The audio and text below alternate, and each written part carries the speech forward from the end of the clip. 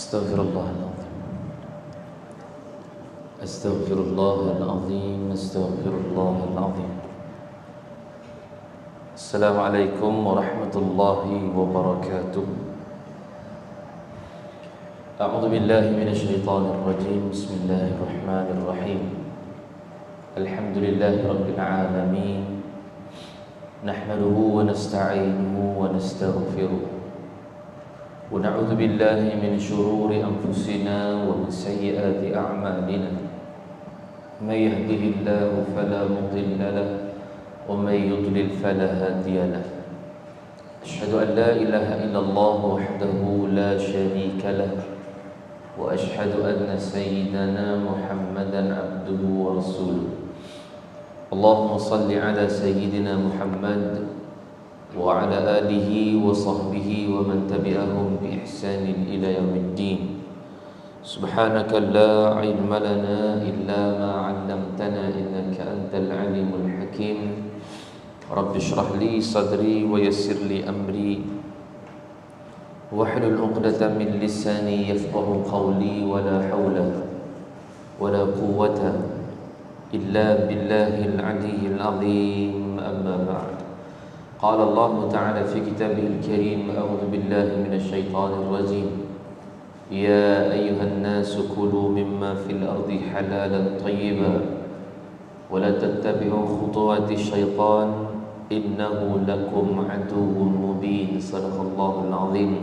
Alhamdulillah, syukur kepada Allah Subhanahu wa taala kerana dengan izin dan limpah kurnia-Nya pada pagi yang penuh barakah ini dapat kita bersama berhimpun dalam rumah Allah Subhanahu wa taala.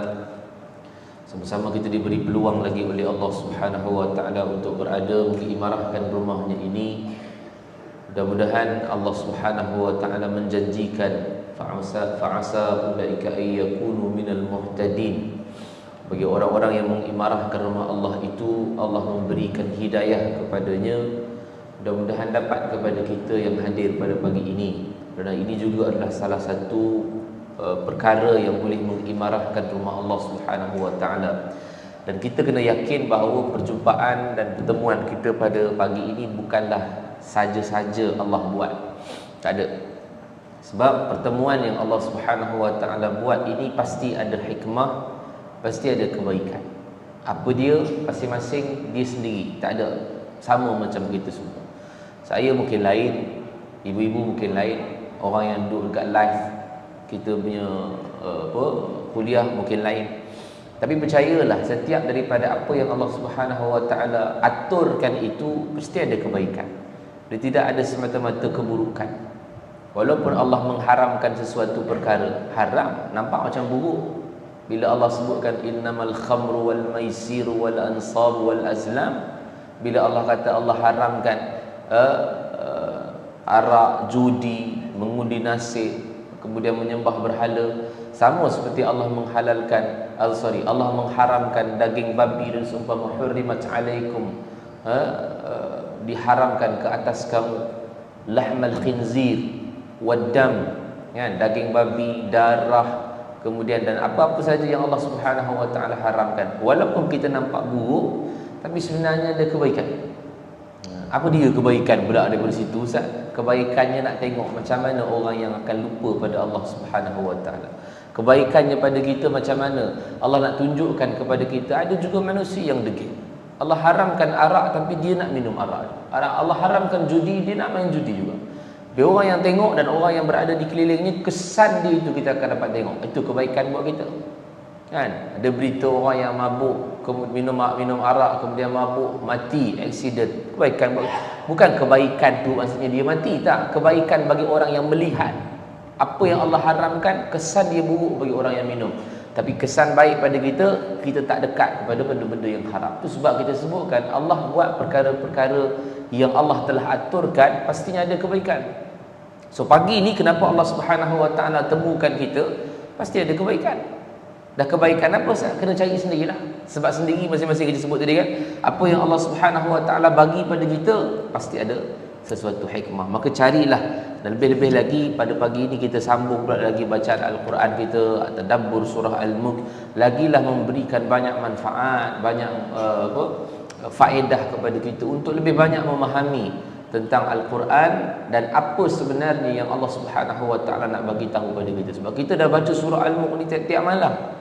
Setiap kali nak tidur baca surah Al-Mulk, tapi kita tak faham apa sebenarnya yang Allah Subhanahu Wa Taala nak ceritakan kepada kita. Jadi sebab itulah kita berhenti, kita dah berada pada ayat yang ke-15 hari ini insya-Allah.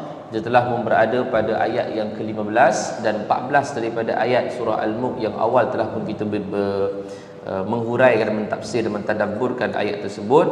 Dan insya-Allah pada pagi ini kita nak sambung lagi tadabbur ataupun tafsir ayat kita dalam surah Al-Mulk ayat yang ke-15, iaitu huwallazi ja'ala lakumul arda dhalulan.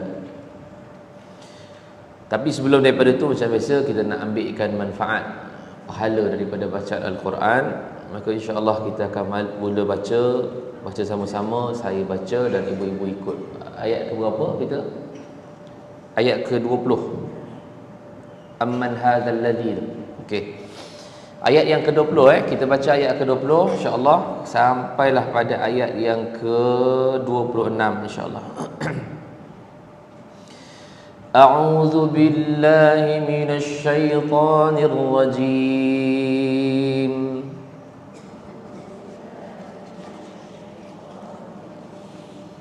Bismillahirrahmanirrahim.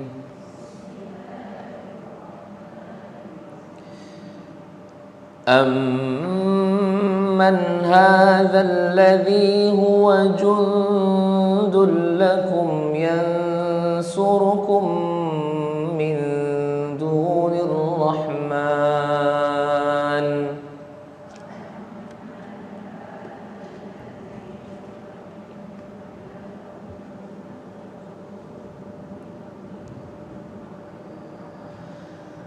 إِنِ الْكَافِرُونَ إِلَّا فِي غُرُورٍ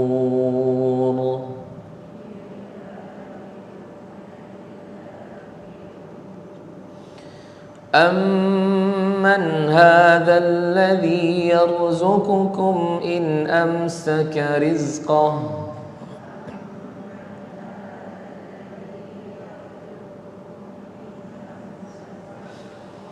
بل لجوا في عتو ونفور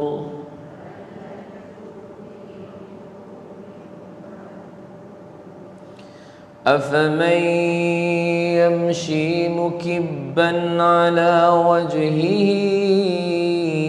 أهدى أمن يمشي سويا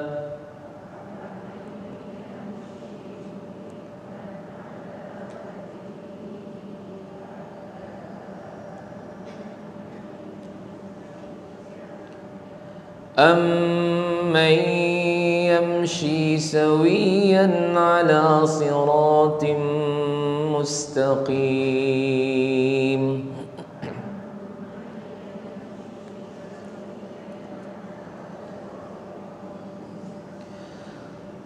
قُلْ هُوَ الَّذِي أَنشَأَكُمْ وَجَعَلَ لَكُمُ السَّمْعَ وَالْأَبْصَارَ وَالْأَفْئِدَةَ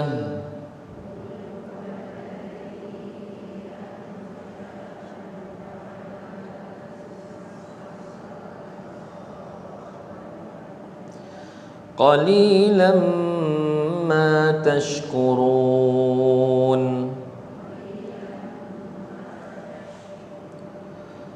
قُلْ هُوَ الَّذِي ذَرَأَكُمْ فِي الْأَرْضِ وَإِلَيْهِ تُحْشَرُونَ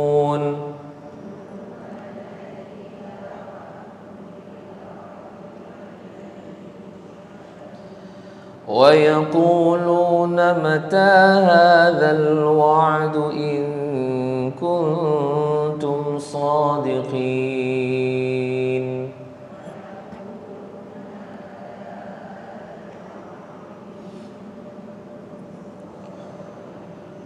قل إنما العلم عند الله وإنما أنا نذير مبين.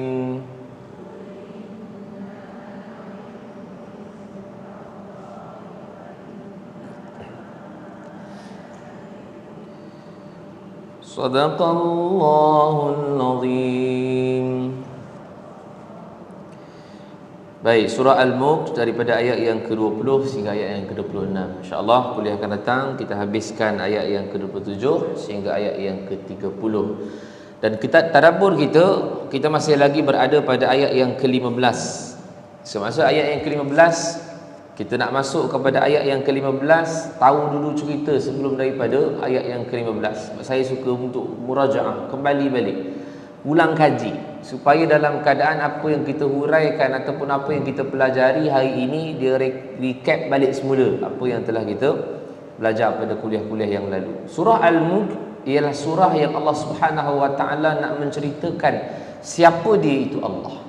Dan kita pun tahu surah Al-Mulk ini ialah merupakan surah Makkiyah, surah yang Allah turunkan ketika mana Nabi SAW masih lagi berada di Mekah, maknanya belum berhijrah lagi. So bermaksud ayat ini Allah nak ceritakan secara khususnya adalah kepada orang-orang yang masih lagi kufur di Mekah, orang kafir Quraisy. Jadi bermaksud dalam keadaan Allah nak perkenalkanlah diri Allah siapa. Kenapa? Sebab mereka dalam keadaan menyembah berhala. Mereka ada anggap sebagai Tuhan mereka yang mereka anggap kalau Tuhan yang memberikan rezeki, berhala ni. Tuhan yang menyelamatkan daripada mudarat, Tuhan ni. Tuhan yang memberikan hujan, Tuhan ini. Jadi mereka ada pelbagai berhala-berhala yang ada. So di Mekah sendiri pun ada 360 berhala yang ada. Apatah lagi berhala-berhala yang besar, lebih daripada 5. Ada Lata, ada Uzza, ada Hubal, ada Manat. Yang ini yang Allah sebutkan dalam Al-Quran. Ini besar, mereka punya berhala-berhala yang mereka anggap sebagai Tuhan, yang pangkatnya besar-besar, sarjan lah kot, betul kan? Inspektor. Yang lain-lain Ustaz, lain perebek. Lain perebek je kita dengar. Pasal apa? Pasal mereka kecil-kecil. Ada yang mereka buat sebagai berhala mengundi nasib. So Tuhan, mereka anggap Tuhan, berhala tu sebagai Tuhan yang memberikan mereka manfaat atau memudarat, mereka akan mengundi nasib depan berhala tu. Itu amalan zaman jahiliah dahulu. Jadi bila Allah Subhanahu wa taala telah utuskan Nabi sallallahu alaihi wasallam, mereka kadang-kadang tak mau mendengar apa yang disebutkan oleh Nabi sallallahu alaihi wasallam, walaupun mereka tahu bahawa Nabi adalah orang yang benar, as-sadiqul amin, orang yang benar lagi terpercaya. Tapi mereka bila telah disuruh oleh Nabi untuk tinggalkan taghut, berhala-berhala mereka tak mau. Pasal apa mereka tak mau? Pasal mereka tidak mau meninggalkan ajaran nenek moyang mereka. Jadi tidak ada cara lain untuk nak berdakwah kepada mereka melainkan Allah turunkan ayat memperkenalkan diri. Ayat itulah memperkenalkan diri Allah Subhanahu wa taala sendiri. Sebab itulah Allah mulakan pada ayat pertama itu tabarakalladzi biyadihil mulk. Iaitulah kerajaan sebenarnya yang berada ataupun yang kita panggil sebagai al-mulk, ini adalah kerajaan yang Allah Subhanahu wa taala kuasaikannya. Maksudnya berada dalam genggaman dan kekuasaan Allah, kerajaan ni, langit dan juga bumi. Sebab tu Allah sebut wa huwa ala kulli syai'in qadir. Allah berhak untuk buat apa saja, berkuasa. Jadi sebab itu kalau katalah ayat pertama ini nak menceritakan Allah nilah sepatutnya yang kau kena sembah. Bukan berhala-berhala yang kau anggap boleh beri manfaat, boleh beri mudarat, boleh beri rezeki, boleh beri hujan. Tak. Allah yang berhak dan Allah yang layak untuk buat kesemua itu kepada makhluknya. Dan Allah bagi tahu lagi bahawa Allah yang ciptakan kau, yang dulunya kau tidak ada, kau mati. Maksud mati ni maksudnya tidak ada lah dulu tahun nenek moyang kita hidup, kita tak ada. Sekarang kita ada. Sebab itu Allah mulakan allazi khalaqal mauta. Allah mulakan dengan al-mauta dulu, mati dulu. Pasal apa? Pasal dulu tak ada. Allah nak bagi tahu pasal apa? Allah nak bagi tahu bahawa dulu kau tak ada, wal hayata, sekarang kau ada. Sama macam surah Al-Baqarah yang kita baca dulu, kaifa takfuruna billahi wa kuntum amwatan wa ahyaakum thumma yumitukum. Itu Allah mulakan dengan amwata. Dulunya kenapa kau boleh kufur pada Allah sedangkan dulunya kau tak ada, kau mati. Kemudian kau hidup balik, summa yumitukum, kemudian kau mati balik, summa yuhyikum, kemudian kau hidup balik, summa ilaihi turja'un. 4 kali Allah sebut. Allah kata dulunya kau tak ada, mati, kemudian Allah hidupkan kau balik dalam dunia ni, kemudian summa yumitukum, kemudian aku matikan kau balik nanti, kemudian summa yuhyikum, kemudian aku akan bangkitkan balik kau besok di hari akhirat, summa ilaihi turja'un. So bermaksud Allah bagi tahu pada ayat ni, dulunya kau tak ada, sekarang Allah buat bagi ada, kenapa sembah berhala? Nah, itu seolah-olahnya begitu. Tapi kita dah sebutkan dulu kan pada kuliah-kuliah yang lalu, bukan bermaksud ayat ini hanya tuju kepada orang yang kufur pada Allah saja, orang yang kafir Quraisy, tetapi dia juga diberikan peringatan oleh Allah kepada orang Islam tetapi yang dah mula nak terpesong, kan? Mereka menganggap mereka telah dapat nikmat banyak daripada Allah, yang hartanya banyak, yang pangkatnya tinggi, yang mahsyur, tiba-tiba dia dah mula lupa pada Allah. Allah ingatkan balik, alladzi khalaqal mauta wal hayata. Kau dulu tak ada, sekarang Allah bagi kau ada, tapi kenapa tiba-tiba kau jadi iman jadi drop?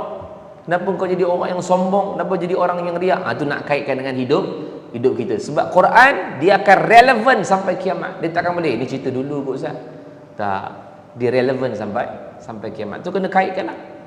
Kemudian Allah ceritakan lagi tentang Allah Subhanahu Wa Taala yang menciptakan langit, 7 lapis langit. Kemudian Allah ceritakan lagi berkaitan dengan apa yang ada di langit. Kalaulah Allah tak ceritakan, maka kita tidak akan tahu apa yang ada di langit. Sebab zaman Nabi SAW dulu mana ada orang keluar nak pergi tengok, melainkan Nabi seorang je lah yang diangkat oleh Allah Isra' dan Mi'raj. Tapi selain daripada itu tak ada orang tahu pun. Sahabat-sahabat Nabi tak tahu apa-apa yang ada dekat luar bumi ni, luar dunia ni, tak tahu. Tapi bila Allah ceritakan ada bimasabih, ada bintang-bintang, was-sama'i dzatil buruj, ada planet-planet, kan? Macam-macam Allah ceritakan di galaksi Bima Sakti tu. Tapi mereka semua beriman pada Allah Subhanahu Wa Taala. Jadi zaman ni baru pula orang mengkaji, ya rupanya banyak bergugusan-gugusan bintang, maksudnya banyak lagi planet yang ada di luar sana. Setelah 1400 tahun Allah telah cerita dalam Al-Quran. Untuk kita juga. So manfaat Al-Quran dia bukan dalam keadaan cerita tu orang dulu punya, tak ada kaitan dengan kami Ustaz zaman ni. Tak, ada kaitan. Kemudian Allah ceritakan lagi, selepas Allah ceritakan bahawa orang-orang yang Allah ceritakan tentang kekuasaan Allah, diri Allah siapa, dan Allah kata kalau ada orang yang kufur juga pada Allah, Allah ceritakan dalam neraka tu jadi apa, bagaimana makan, bagaimana mereka dicampakkan ke dalam api neraka. Ulqu fiha sami'u laha syaikhan wa hiya tafur. Nak pecah dah neraka tu sebab dicampakkan oleh Allah Subhanahu Wa Taala dalam neraka. Kemudian diceritakan lagi setiap kali mereka nak dimasukkan dalam neraka Allah, mereka akan ditanya oleh khazinatah, iaitulah penjaga-penjaga mereka, iaitulah mereka bertanya, adakah tak ada orang ke yang memberikan peringatan kepada kamu sehingga kamu boleh masuk dalam neraka? Semua orang yang masuk dalam neraka, jawapan dia SOP, standard. Apa tu? Standard apa? Nantilah cari sendirilah. Okey, jawapan dia semua standard. Sama ke semuanya. Apa dia? Qalu bala. Benar, ada. Qarja'ana nadhirun. Ada orang yang datang beri peringatan pada kami, tapi fakadzabna. Semua kami dustakan mereka. Tu bayangkan, maknanya tidak ada satu orang pun yang mengatakan saya rasa tak ada lah yang datang jumpa saya. Rasul-rasul zaman saya tak ada ustaz, dia kata. Bukan ustaz lah, malaikat lah. Dia tanya malaikat yang tanya, bukan ustaz yang tanya. Ustaz pun kena tanya juga nanti kan. Saya ni tak ada orang yang datang pada saya lah, malaikat, kata dia. Tak ada Nabi, Rasul dah meninggal dah semua dah. Yalah, maksud dekat sini bukan hanya disebutkan alam ya'tikum nadhir, itu ialah Nabi Rasul yang datang. Alam ya'tikum nadhir ialah ada tak pengetahuan kau berkaitan dengan syurga dan neraka? Ada tak pengetahuan kau tentang hari akhirat? Ada tak pengetahuan kau tentang hari pembalasan? Dijawab, ada. Tapi dia yang tak pergi cari ilmu tu. Kita duk buat kuliah macam ni tak datang. Kita duk buat kuliah malam tak datang. Kita buat kuliah subuh tak datang. Pasal apa? Dia tahu dah benda tu ada, tapi dia anggap bahawa benda tu nanti boleh pergi, nanti boleh pergi. Tuk-tuk mati. Bila mati, maka dalam keadaan jawapannya pun sama, dan mereka telah pun iktiraf bahawa mereka katakan, kalaulah dulunya qalu law kunna, kata mereka qalu wa qalu law kunna nasma'u aw naqilu, kalaulah dulu kami dengar, kalaulah dulu kami taat, pasti kami tidak akan ma kunna fi ashabis sa'ir, kami tak akan jadi ahli neraka pada hari ini. Dan mereka pun mengaku fa'tarafu bi dzambihim, dia mengaku tentang dosa yang mereka buat. Itu cerita pasal neraka. Kemudian Allah ceritakan pula bagi orang-orang yang beriman kepada Allah Subhanahu wa taala. Macam mana orang yang boleh beriman kepada Allah Subhanahu wa taala walaupun mereka tak nampak Allah, walaupun mereka tak nampak syurga, walaupun mereka tak nampak neraka, tapi sedangkan mereka punya iman kemuncak, maka balasan yang Allah berikan pada mereka ialah lahum maghfiratun wa ajrun kabir. Besar. Sebab apa? Sebab mereka boleh beriman kepada Allah, beriman kepada perkara-perkara yang gaib, maka ketika itulah Allah Subhanahu wa taala katakan bagi mereka ini pahala yang sangat besar, iaitulah syurga Allah Subhanahu wa taala. Allah bagi pada mereka ini bukan hanya syurga, yang mana mereka hanya membuat ke satu dosa ataupun satu perkara yang mereka sembunyikan di hadapan masyarakat. Dosa tapi mereka tak buat di hadapan masyarakat, malu. Tapi Allah kata wa asirru qaulakum aw ijharu bi. Kamu jangan berpura-lah. Kalau kamu depan orang kamu tak buat maksiat, tapi depan orang kamu, belakang orang kamu buat maksiat, kamu menganggap bahawa Allah tak tahu bahawa engkau buat maksiat, jawapannya salah. Sebab Allah kata wa asirru qaulakum aw ijharu bi. Allah kata kau sembunyikan ke, kau terang-terangkan ke kata-kata yang kau buat itu. Allah tahu, innahu alimun bidzatis sudur. Allah tahu apa yang ada dalam hati dan dada engkau. Sehingga Allah kata jangan sembunyikan. Kadang ada orang yang dia sembunyikan dia punya maksiat, tapi depan orang baik, muka soleh, muka solehah, kan? Beriman nampak, tapi belakang orang yang na'udzubillah min zalik. Seolah-olah dia buat apa macam tu? Dia buat maksiat pasal apa? Pasal seolah-olah Allah tidak tengok dia, seolah-olah Allah tidak dengar dia. Padahal Allah kata dah, jangan kau sembunyi. Kau duduk bawah katil pun aku tahu kau buat apa. Maksudnya kalau tak ada orang yang nampak kau pun, kata Allah, Allah Subhanahu wa taala tahu, ala ya'lamu man khalaqa wa huwal latiful khabir. Maknanya ayat yang ke-13 dan ayat ke-14 Allah nak ceritakan kepada kita jangan buat maksiat walaupun sembunyi-sembunyi. Sebab apa? Sebab Allah Maha mengetahui yang sembunyi, apatah lagi yang zahir. Baik, ayat ke-15. A'udzubillahi minasyaitonirrajim. Aku berlindung kepada Allah daripada syaitan yang dirajam. Bismillahirrahmanirrahim. Dengan nama Allah yang Maha Pemurah lagi Maha Mengasihani. Huwallazi ja'ala lakumul arda zalulan famshu fi manakibiha wa kulu mir rizqihi wa ilaihin nusyur. Huwa, dialah yang menjadikan bagi kamu itu adalah bumi, iaitu zalulan mudah. Huwa ni balik kepada Allah. Allah Subhanahu wa taala yang menjadikan kepada kamu. Maksudnya Allah memang jadikan al-ard, bumi ini untuk manusia. Allah tak jadikan bumi ini untuk bukit. Allah tak jadikan bumi ini untuk malaikat. Allah tak jadikan bumi ini untuk binatang. Allah tak jadikan bumi ini untuk laut, tak ada. Allah memang jadikan bumi ini untuk manusia, walaupun bumi ini tak diciptakan lagi. Kalau tengok dalam pada ayat yang ke-30 surah Al-Baqarah tu, Allah sebut dah pada malaikat, wa idh qala rabbuka lil malaikati inni ja'ilun fil ardi khalifah. Sebelum Allah ciptakan lagi manusia. Mana bumi ada, tetapi waktu tu bumi sedang diduduki oleh golongan-golongan jin. Tu kalau orang kita tak tahu dulu kan, golongan-golongan jin ini yang mendahului duduk pada kita. So dia siapa dengan kita? Senior lah.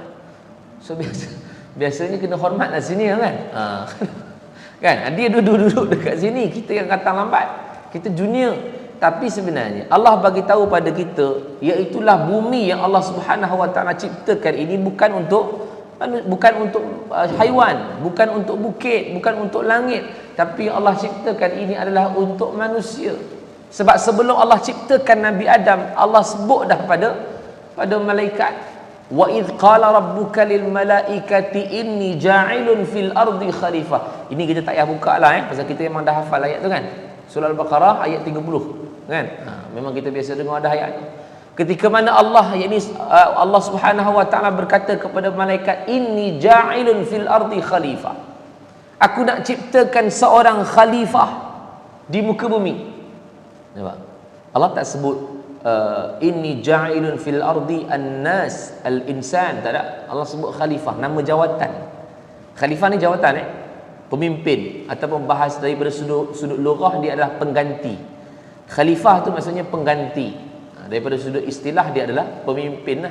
Khalifah fil ard, pemimpin di muka bumi. Jadi kalau kata dia punya sudut bahasa, dia adalah pengganti.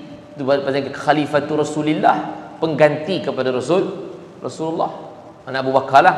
Khalifah Rasulullah hanya Abu Bakar sahaja. Dia tak boleh Omar Omar bukan khalifah. Omar dia dah tukarkan khalifah itu kepada Amirul Mukminin. Jadi khalifah seorang saja yang digelarkan sebagai Khalifatul Rasulillah ialah Abu Bakar As-Siddiq. Kalau Omar nak pakai juga nama khalifah, dia takkan jadi Khalifatul Rasulillah. Dia akan jadi Khalifati Rasulillah. Dua khalifah, pengganti kepada pengganti Rasulullah. Kalau Osman nak pakai juga nama khalifah, dia akan jadi tiga khalifah. Khalifati Rasulillah. Pengganti kepada pengganti. Dah kalau 14 orang yang menggantikan Nabi, jadi panjang lah. Jadi sebab itulah cerdiknya Sayyidina Umar Al-Khattab, dia tukarkan khalifah itu kepada Amirul Mukminin. So start daripada zaman Umar Al-Khattab, nama khalifah tak dipanggil lagi.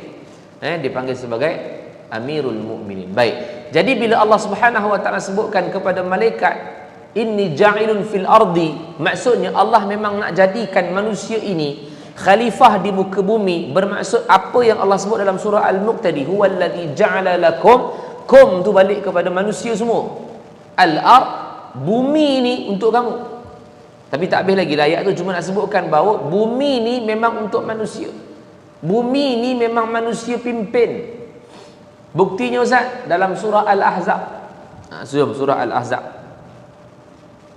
Dalam surah Al-Ahzab ayat yang ke-72, muka surat 427. Catat dekat kita punya buku nota tu, sebab dia sangkut paut.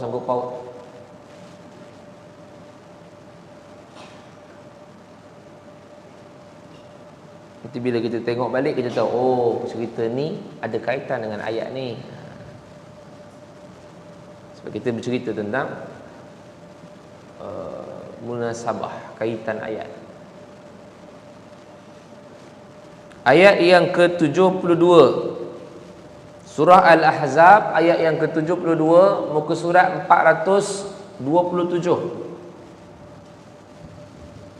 Muka surat 427. Surah Al-Ahzab, ayat yang ke-72. Allah Subhanahu wa taala menyebutkan, inna aradna al-amanata 'alas samawati,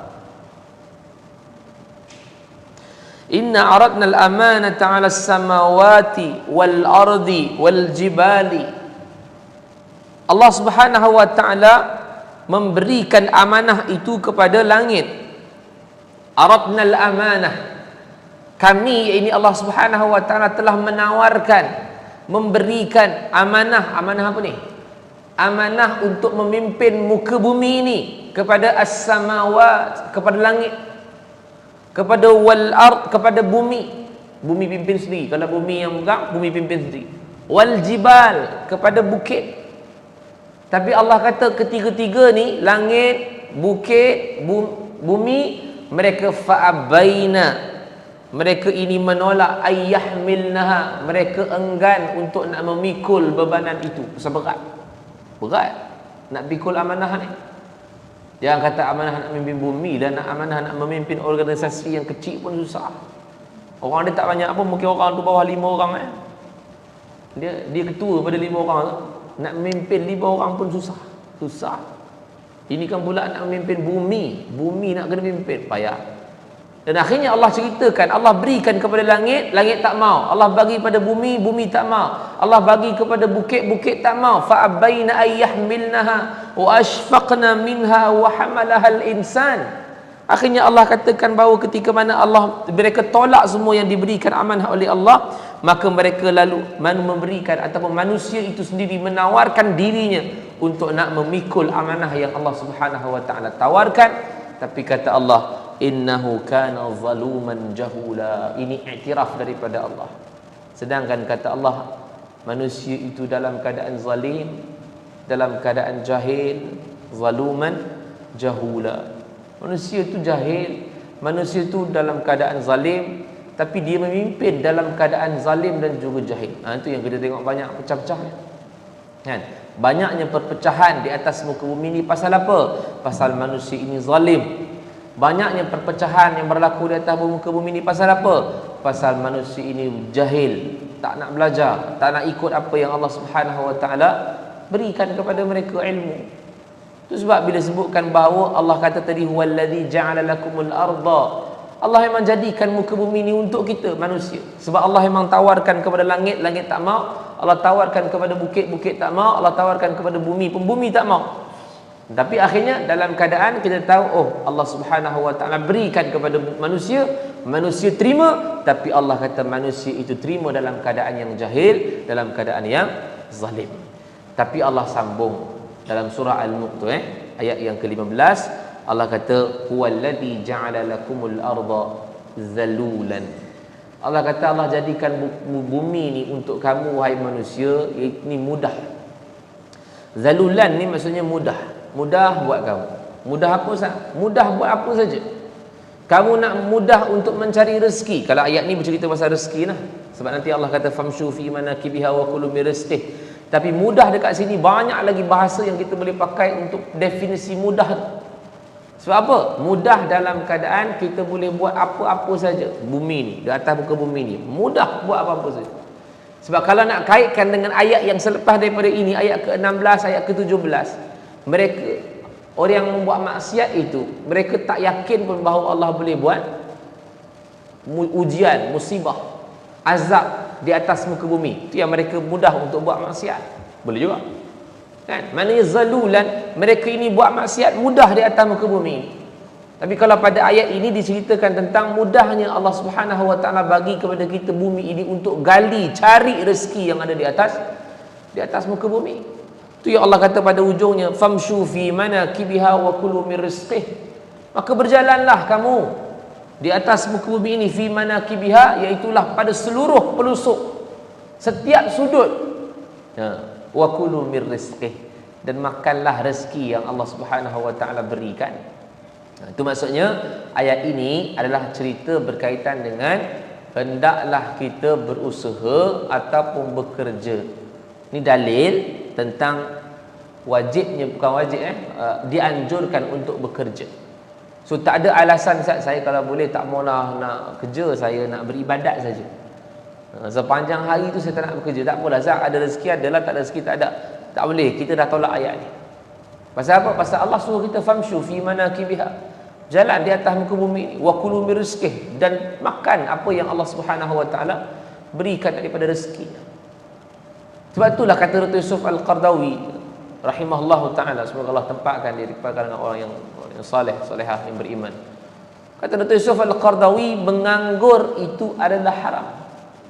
Menganggur adalah haram. Dan kami tak nganggur, Ustaz, kami pencen lain. Jangan pula kami pencen haram, Ustaz. Tak haram. Menganggur pun bukan semuanya haram. Kena tengok dulu apa yang disebutkan oleh Dr. Yusuf Al-Qardawi ni. Menganggur macam mana? Kalaulah dia kata, Ustaz, saya ni menganggur bukan sebab saya tak nak kerja, Ustaz, saya menganggur ni pasal saya tak dapat kerja lagi. Cari dah interview tapi tak dapat-dapat. Itu tak haram lah. Kan? Yang haram macam mana? Yang haram, dia memang tak nak bekerja tapi menyusahkan orang, minta sana, minta sini. Itu haram. Walaupun dengan alasan dia tak mau bekerja sebab dia nak beribadat. Tapi saya nak tak nak bekerja ni bukan sebab saya apa, sebab saya nak jadi orang yang beriman lah, Ustaz. Saya nak beribadat lah, Ustaz. Tak boleh juga. Sebab apa tak boleh? Sebab ada hadis riwayat Imam Al-Bukhari. Hadis sahih riwayat Imam Al-Bukhari. Kita pun dah pernah baca dulu hadis ni. Iaitulah ada 3 orang sahabat yang datang bertemu dengan isteri-isteri Nabi, Ummahatul Mukminin radhiyallahu anhun. Iaitulah mereka nak tanya kepada isteri-isteri Nabi macam mana ibadat Nabi di rumah. Dulu kita pernah baca hadis ni. Sebab apa? Sebab tanya isteri Nabi. Sebab isteri-isteri Nabi je yang tahu macam mana ibadat Nabi di rumah. Sebab kalaulah nak tanya orang luar pun tak tahu macam mana ibadat Nabi di rumah. Sebab orang luar hanya tahu ketika mana Nabi semayang ataupun beribadat dalam rumah saja. Tapi dalam luar rumah sajalah. Tapi dalam rumah siapa yang tahu? Siapa yang ada dalam rumah tu saja yang tahu. Siapa dia? Of course isteri-isteri Nabi lah. Selain daripada khadam Nabi kan, Anas bin Malik, daripada sepupu Nabi Abdullah bin Abbas, daripada Zaid bin Harisah kan, hamba Nabi tapi anak angkat Nabi tu. Tapi yang paling tahu ialah isteri-isteri Nabi. Jadi dia tanyalah pada isteri-isteri Nabi macam mana ibadat Nabi di rumah. Tanya seorang-seorang, tanya Aisyah, tanya Saudah, tanya Hafsah, tanya Zainab. Bila dia dengar macam mana ibadat Nabi di rumah, oh dahsyat. Mereka terpesona. Sebab kita sendiri pun tahu macam mana ibadat Nabi di rumah kan. Pasal ada Aisyah sebutkan dalam riwayat macam mana Nabi ibadat di rumah sampai bengkak-bengkak kaki. Semayang sampai bengkak-bengkak kaki. Sampai basah janggut Nabi menangis. Ini semua orang luar tak tahu tapi diriwayatkan oleh Aisyah. Aisyah cerita. Bila dia orang dapat dengar sahabat Nabi SAW beribadat macam tu, mereka telah tersalah faham. Mereka telah katakan macam mana kita boleh kurang ibadat berbanding dengan Nabi. Sedangkan Nabi itu adalah maksum. Nabi ini tidak ada dosa. Allah memang ampunkan dosanya buat selama-lamanya. Tapi ibadat Nabi tengoklah betapa tinggi dan banyaknya. Kita yang banyak dosa ni, mana boleh mungkin rendah daripada Nabi. Jadi kita kena berubah untuk tambahkan lagi ibadat kita pasal kita buat dosa. Baik, ini adalah pemikiran sahabat pada ketika itu. Sebab apa? Sebab dia kata kita banyak dosa, sepatutnya kita mesti lebih lagi pada Nabi. Tapi masih lagi ada Nabi, Nabi masih lagi hidup pada waktu ni. Itu yang Nabi betulkan balik. Sahabat ni telah tersalah faham. Yalah kalau mungkin kita pun tengok macam tu, mungkin kita pun sendiri akan banyak beribadat sebab kita tengok Nabi punya ibadat hebat. Tapi Nabi SAW bila dapat dengar sahaja 3 orang ni hasratnya salah satu adalah untuk beribadat siang dan malam. 3 orang tadi bila dah dapat dengar macam mana ibadat Nabi di rumah punya hebat, salah seorang daripada mereka itu berhasrat untuk tidak mahu tidur. Mereka nak beribadat siang dan malam. Seorang tu, salah seorang. Kemudian yang kedua, dia berhasrat untuk tidak mahu berbuka puasa. Hari-hari nak puasa. Hari ni puasa, besok puasa, lusa puasa, tulak puasa, sampailah sampai dia nak mati. Mana dia berhasrat macam tu. Dan yang ketiga pula berhasrat untuk tidak mahu dekati wanita, tak mahu kahwin. Hulu mana melampau. So ketiga-tiga punya hasrat ini dia jadi melampau. Pasal apa? Pasal dia cuba nak meninggalkan dunia. Ini maksud dia tadi tu. Yang ayat ni tadi mencerita tentang pergi cari juga dunia, pergi bekerja juga. Tapi mereka ambil keputusan untuk tak mau bekerja, untuk 24 jam itu beribadat saja. Maka Nabi pun dapat tahu kisah ini. Maka Nabi pun berjumpa dengan 3 orang ni. Nabi tanya, betul ke kamu yang sebutkan begini dan begini, begini dan begini? Betul ke kamu yang kata tadi kamu tak nak tidur? Betul ke kamu tadi kata kamu tak nak buka puasa? Betul ke kamu yang kata tadi kamu tidak mau berkahwin? Nabi kata, ana atqakum lillah. Aku ni orang yang paling tinggi takwanya kepada Allah. Wa akhsyakum lahu, dan aku ni antara orang yang paling takut kepada Allah. Nabi bagi tahu maksudnya apa? Aku orang yang paling tip top, manusia yang paling tip top. Yang ini tuan-tuan tak boleh katakan, oh Nabi act juga saya. Bukan, ini bukan act.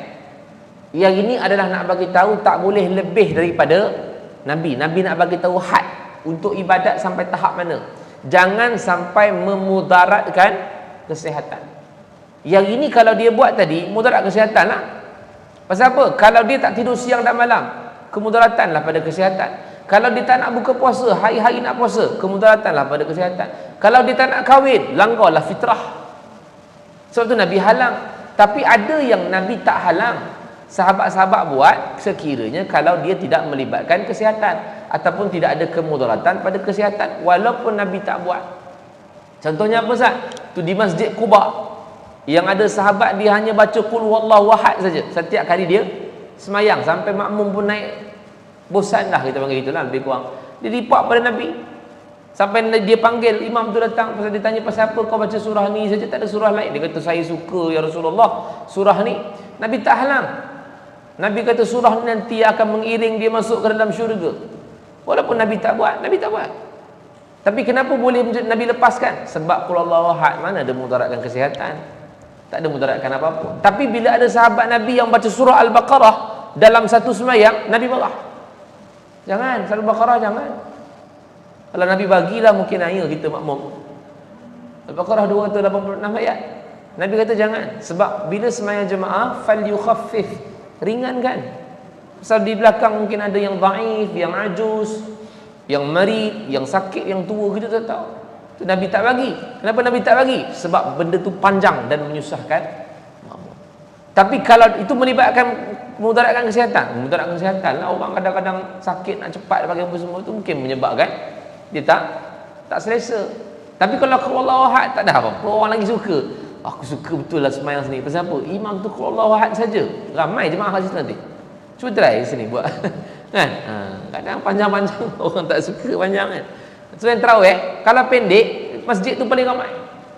Pukul 8.30 start sembahyang Isyak, pukul 9 start tarawih, 9.30 habis 20 rakaat. Orang ni pukul 11 habis, dia pukul 9.30. Lajulah satu rakaat, satu ayat tu jadi berkat. Memang sekejap lah. Pendek. Sebab apa? Sebab bila pendek orang suka. Tapi bukanlah maksudnya, bukan ke ustaz kita sembahyang lama-lama panjang. Bukan ke kita sembahyang lama-lama tu lagi bagus. Kalau seorang, kena faham baik tu.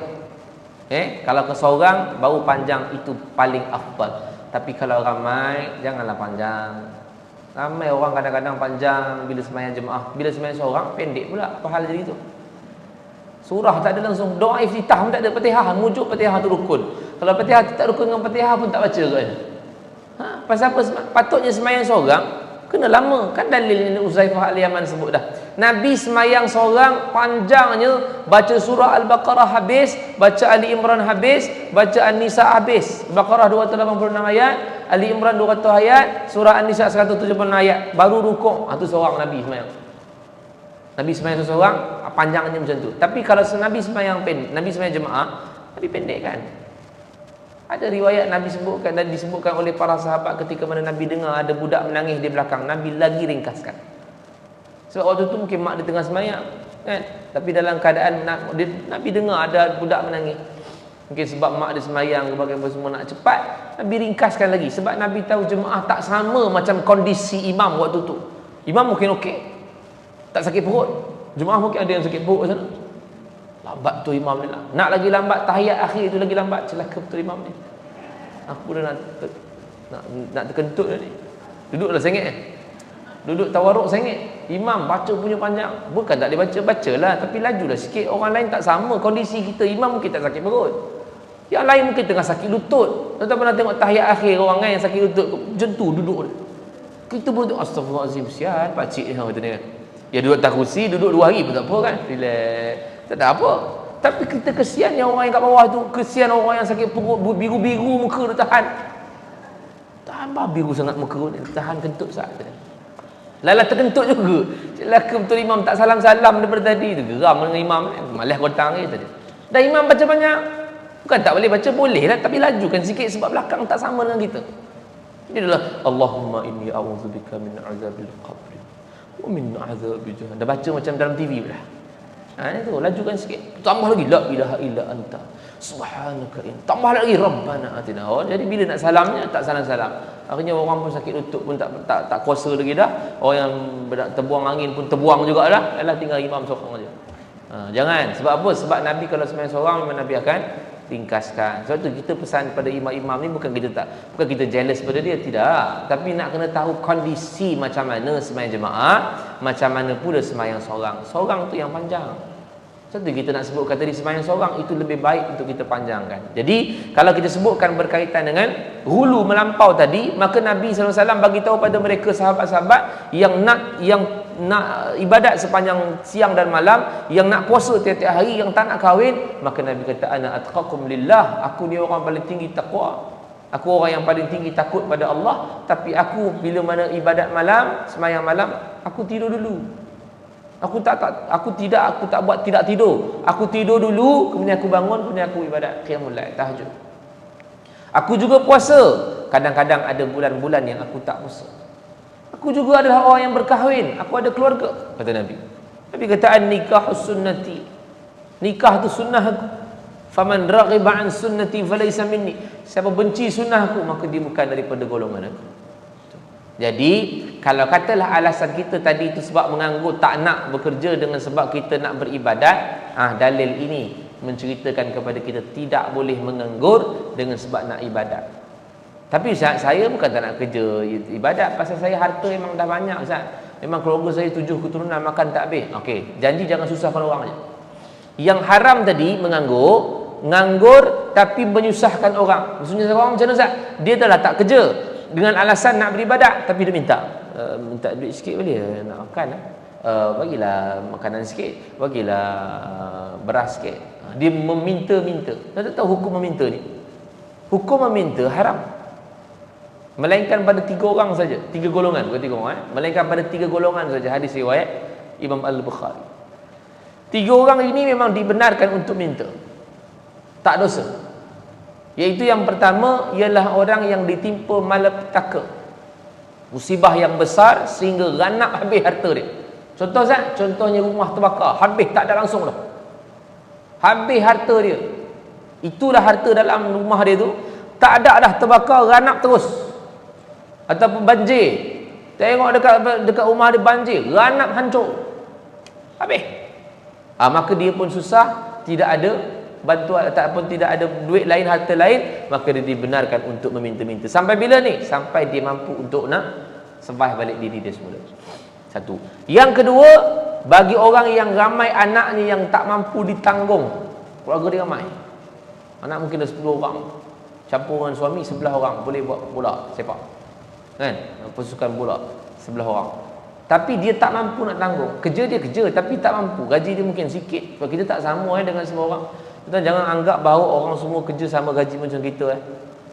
Kadang sekarang ada orang yang susah nak pula yang kadang-kadang kita tengok sahabat-sahabat kita, adalah yang berjaya lah kan, yang bawa rider dan seumpamanya. Saya kerajin satu hari boleh dapat berapa ratus ribu modal saya dengar. Rider kan, tak kira mana-mana rider lah, Grab ke, Panda ke, Shopee ke, banyak. Tapi bagi orang yang mungkin lucknya tak ada, nasibnya Allah Subhanahu Wa Taala tidak ada bagi rezeki, bukanlah Allah tak bagi, mungkin usahanya kurang ke bagi semua, susah satu hari nak dapatkan ke semua, susah. Banyak lagi orang yang macam tu. Kawan-kawan kita yang bawa taksi, sekarang nak taksi, sekarang mana ada orang lagi naik taksi sekarang naik, tapi yang masih lagi bekerja dengan taksi susah nak dapatkan semua. Sekarang naik Grab je, mana-mana order Grab. Taksi tu berjalan. Dah tak ada dah orang nak tahan taksi kat bas. Ada lah tapi kurang. Jangan cakap tak ada. Ada tapi kurang. Susah. Tu yang dulu bawa keluar surat khabar pergi rumah ke rumah. Kan? Titik. Dulu saya pernah. Sekecil-kecil tu. Saya tunggu dia datang. Memang tahu dah pukul ni datang, nampak dengar bunyi motor dia kan. Dia baling, saya terus tangkap macam goalkeeper. Tu dulu dah kecil-kecil tu kan. Sekarang tak ada dah. Mana ada orang titik? Ada lah tapi kurang. So orang yang macam ni, dia punya rezeki dia akan kurang sikit. Rezeki dia kan akan kurang. Pasal apa? Pasal teknologi dah mula berkembang. Dah orang tak pakai surat khabar dengan kertas lagi dah. Orang surat khabar pakai online. Dulu masa tidak ada telefon, TV popular. TV semua orang tengok. Tapi sekarang ni bila teknologi dah mula berkembang, TV orang tak tengok lagi dah. Kan? Orang tanya, saya nanti ada program lah dekat TV. Minta maaf lah Ustaz, kami dah tak tengok TV dah tadi. So pergi je saya war-warkan. Tak ada orang TV tak tengok dah. Pasal apa? Sekarang orang tengok Netflix, YouTube, semua tengok handphonenya. TV mereka pun smart TV, yang tak ada TV dah, channel-channel tak ada. Semua yang boleh nak tengok apa, search saja. Cerita apa, search saja. Sekarang zaman ni, dulu tak ada. Dulu yang TV tu war-warkan ataupun TV tu tayang, itulah yang dia kena tengok. Pukul 12 tak ada siaran, sampai pukul 6 pagi. Sekarang tak ada, 24 jam dibuat pun orang tak tengok. Dan tapi TV akan relevan lah, ada. Cuma makin lama makin kurang. Ada kawan-kawan kita di stesen TV banyak yang diberhentikan. Pasal orang dah tak pakai dah. Semua orang pakai telefon. Netflix semua ni lah kita sebut tadi kan, Netflixnya, Disney Hotstar-nya dengan macam-macam. Tapi saya nak sebutkan bahawa kita tak boleh nak anggap bahawa semua tu sama macam kita. Kita mungkin bekerja keras, kita dapat. Dia orang pun mungkin bekerja keras, tapi rezeki dia orang had sampai situ saja. Tapi yang dimaksudkan di sini ialah 3 golongan yang Nabi benarkan untuk meminta-minta. Ialah yang pertama, bila satu orang itu dikenakan sebagai musibah, malapetaka, rumah terbakar sampai habis dia punya harta, maka dibenarkan untuk meminta. Sampai bila? Sampai dia survive diri dia balik. Yang kedua, bila dalam keadaan dia ada tanggungan yang banyak. Macam tadilah, tanggungan ramai tapi gajinya sikit. Pasal orang pun dah tak pakai dah apa benda dia, perniagaan dia buat mungkin dah tak apa maju, nak kena survive balik. Tapi dalam masa sama tak boleh, dia dibenarkan untuk meminta-minta. Dan yang ketiga ialah bila satu orang itu diiktiraf oleh orang-orang kampung dia memang miskin. Orang tanya dia, kau kenal sebulan ni? Kenal, dia memang dia miskin ke? Memang miskin Ustaz. Seorang. Dalam hadis sebut cukup 3 orang yang sebut dia miskin, dia layak dah untuk minta-minta. Baik, saya nak sebutkan ini bukan masuk meminta-minta saja Tapi kalau tengok tiga golongan ini semua termasuk dalam golongan asnaf. So dia bukan saja meminta-minta, dia boleh minta dekat pusat zakat. Ya, dia boleh minta pada pusat zakat orang yang susah, orang yang dalam keadaan tidak ada kerja, dalam keadaan yang fisabilillah, semua boleh. Cuma yang kita bimbang ni dia bukan golongan-golongan yang disebutkan tadi. Minta apa siapa? Kadang minta anak kaya. Minta tapi dia simpan. Minta simpan. Sampai bila tu? Sampai boleh jadi saya beli kereta lah Ustaz. Minta sampai boleh beli kereta. Banyak mana kau minta ni? Banyak ke lah Ustaz? Banyak minta tanpa sebab yang kita sebutkan tadi, maka sebenarnya dia telah memasukkan dalam badan dia bara api neraka. Dan satu riwayat lain, esok dia balik ke dalam akhirat, maka dia akan datang kepada Allah dengan mencakar-cakarkan wajah dia sehingga kulit dan isinya hancur, tinggal tulang ni. Pergi pada Allah nak pergi akhirat ni, dia cakap. Orang tengok, orang yang belajar mungkin tahulah. Kat sana, macam mana? Pasal apa kau begitu? Pasal dia minta harta pada orang. Pasal apa minta? Pasal saja tak nak kerja, nak minta pada orang. Tak ada sebab. Jadi kalau kita ambil sudut yang orang meminta-minta ni tadi, ada sebab yang disebutkan tadi, so tak ada masalah. Sampai bila? Sampai dia boleh survive. Tapi berusahalah. Satu lagi ialah bila mana dia minta-minta tanpa sebab yang kita sebutkan tadi, maka ini adalah berdosa dan dia mencakar-cakarkan wajah dia ketika mana dia bertemu dengan Allah. Itu sudut daripada orang yang meminta sedekah. Sudut daripada orang yang memberi sedekah, tak ada jalan lain melainkan kita kena husnuzan sahaja. Suuzon Ustaz tak boleh? Tak boleh, memang Allah larang kan? Ijtanibu katsiran minaz-zan, jauhkan kamu daripada sangkaan buruk. Pasal apa Ustaz? Kalau betul-betul dia memang nipu, macam mana Ustaz? Nipu dia dengan Tuhan lah. Melainkan kalau kita memang betul-betul tahu dan kenal dia lah, kan? Dia ni tak kerja Ustaz, tapi dia suka minta-minta. Pasal mana awak tahu? Jiran saya Ustaz. Dia tahu, dia kenal kan? Okey, tak apalah, itu tu pulang lah. Kalau kau ihsan pada dia, nak bagi dia makan, bagilah. Tapi kalau kata nak bagi, memang kau tahu dia pemalas dan seumpamanya, tak payah bagi. Kan? Saya takut nanti kan dia beli dadah lah apa benda ni. Oh macam ni kan? Tak payah. Tapi kalau kita tak kenal, jumpa dekat petrol pump macam, Encik minta sedekah, Encik nak makan bagi musuh. Awak apa pasal? Nanti kejap. Saya tengok nota saya tadi. Awak yang keberapa? Awak ni yang rumah terbakar ke? Bukan. Awak ni yang ada anak ramai? Bukan juga. Dan awak ni orang kata miskin? Bukan juga. Tak boleh lah saya bagi pada awak. Jangan macam tu. Kalau kita tengok dia minta sedekah pasal apa dan seumpamanya, itu atas ihsan kita. So sedekah pahala kita dapat tak Ustaz? Dapat. Kalau dia betul-betul tipu Ustaz, dia tipu dia dengan Tuhan, pahala kita tetap dapat macam biasa. Tapi kalau betul dia susah, kita dah buka ruang jalan untuk dia. Sebab tu kita kata kita kena sentiasa husnuzan. Sangka je baik. Sangka baik je. Tolik tu kan. Sangka baik je pada dia. Pasal apa? Kalau betul dia susah, kita telah buka ruang untuk dia, untuk memudahkan jalan dia. Dan Nabi pun sebut, siapa-siapa yang memudahkan seseorang punya urusan, Allah mudahkan urusan di dunia akhirat. Kalau kita sangka macam tu, selamatlah kita. Kita pun tak ada risau dah, aku dah balik tadi, aku dah bagi dia RM50, dah apa jadi RM50 aku? Dia fikir lagi. Entah dia scammer tak Ustaz? Tak payah fikirlah. Kau jadikan dia seperti mana kita buang air, lepas je. Buang air tak ada fikir lagi kan? Lepas buang air ke R&R, ada fikir lagi, ke manalah aku punya najis begitu tadi? Tak ada. Macam itulah kebaikan yang kita buat. Sedekah dah bagi dah, tak payah fikir dah buat apanya. Biar saja. Pasal apa? Pasal pahalanya tetap dah mengalir. Simple kan? Sipir dia sangat simple saja. Tapi sebab kadang-kadang dia mempengaruhi syaitan lah, biasalah. Syaitan dia akan kacau kita. Dia akan kacau kita, tentang duit kau tu tak ke mana dia pergi. Tak payah. Kita dah bagi, lepaskan dah pada dia, maka dia tahu dah nak uruskan macam mana. Tapi kalau dia tipu ke, dia berkelat ke, dia mencuri ke, bagaimana semua, maka itu dia dengan Tuhan. Sama lah kita bagi kat masjid ke, kita bagi kat NGO ke, semua tu dah lepas. Tak ada masalah pun. Entah duit saya entah ke mana, tak payah fikir. Bawa mening kepala kita je. Kan? Jadi kita dah bagi sedekah tu, yakin sedekah Allah ganti balik. Ganti apa? Tak tahu. Macam-macam Allah boleh ganti. Kan? Baru ni saya dapat satu teka-teki saja nak kongsi.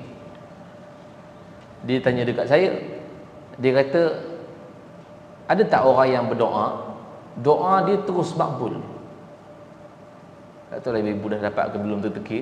Saya pun dah fikir kat, tak ada rasanya. Sebab saya bagi dalil, macam-macam dalil saya bagilah. Rupanya dia memang nak gurau. Saya ingatkan dia nak tanya saya. Tak betul. Kan? Ya kan dia betul nak tanya-tanya. Saya kata, doa apa yang tiba-tiba boleh dapat makbul ni kan? Kalau ada mesti kita nak kan? Ya, siapa tak nak doa tu dapat? Ya Allah, bagilah aeon dekat sikit dengan rumahku. Dekat, makbul. Senang nak pergi. Kan? Kita orang perempuan memang suka macam tu lah kan? Kalau orang lelaki lain pula, ya Allah, bagilah aku kereta besar. Makbul tu dapat. Syok ah, syok. Doa ada tak doa Ustaz? Dia tanya saya. Ada tak doa yang memang makbul? Doa tu dapat. Saya duk fikir sepanjang-panjang saya mengaji, tak ada pula nampak. Pasal saya tengok Nabi sendiri pun doa kadang-kadang tak dapat on the spot. 23 tahun, 21 tahun kemudian, 8 bulan kemudian. Saya terfikir tak ada. Ada Ustaz dia. Dia pula jawab. Rupanya dia bukan nak tanya saya, dia nak kita teki. Ada Ustaz. Doa apa saya kata? Doa apa? Dah dapat tahu ke ceritanya ni? Semua tahu dah. Rupanya doa makan. La ilaha illallah. Saya tepuk dahi punya dia nak kenakan saya. Doa makan. Doa saja makan. Allahumma barik lana fi ma ataupun bismillahirrahmanirrahim. Betul baca doa makan, terus dapat makan. Punya dahsyat dia kenakan saya. Esok ibu-ibu pula kenakan orang lain. Sebab saya dah terkena, saya kenakan lagi ibu-ibu pula. Sajalah gurau gitu kan, dia sajalah kan. Sebab apa? Sebab kadang-kadang kita memang nak doa-doa yang mustajab ni. Tu dia kata doa mustajab tu. Kau minta doa makan kan? Kenapa makan tu? Dia punya cerita tu kan. Baik, jadi itu sebab kita katakan bahawa orang-orang yang dalam keadaan susah, maka dia itu dibenarkan untuk meminta-minta. Tapi kalau dalam keadaan tidak susah, daripada sudut kita yang memberi sedekah, husnuzon saja. Selesai. Jadi saya nak sebutkan bahawa ayat ini, nampaknya macam satu ayat je dapat ni, panjang ni kita mencerita ni. Famshu fi manakibiha wa kulu min rizqih, jalanlah di atas muka bumi ni. Ada beberapa ayat yang Allah Subhanahu wa taala suruh kita berjalan di atas muka bumi ini bukan saja untuk nak mencari rezeki. Sekejap saya cari ayat dia kejap. Baru terfikir pula nak cari ayat tu.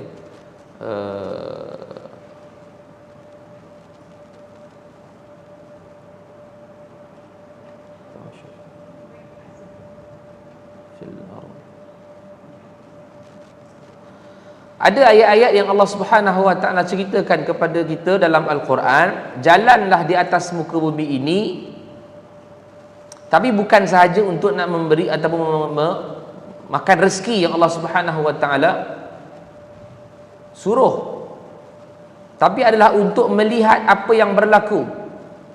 Ayat apa tu? Lupalah. Wamshufi. Dia baru terfikir nak sebut tu yang lupa tu. Fil ardi wanzur. Wanzur kaifa wanzur ila. Ayat apa tu? Ada siapa ingat tak? Allah suruh kita berjalan di atas muka bumi untuk lihat wanzur. Tak ingat lah. Untuk melihat sejarah-sejarah dulu ni. Wanzur ila al-ard. Bagi sikit masa boleh? Ada ayat jumpa? Al-ard kaifa. Satu ayat pun tak apalah dapat. Pasal dia banyak dalam Al-Quran tu banyak. Wallahu ja'ala lakumul ard.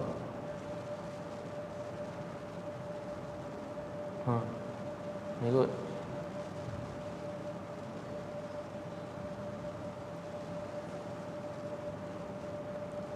Tak ingat tadi.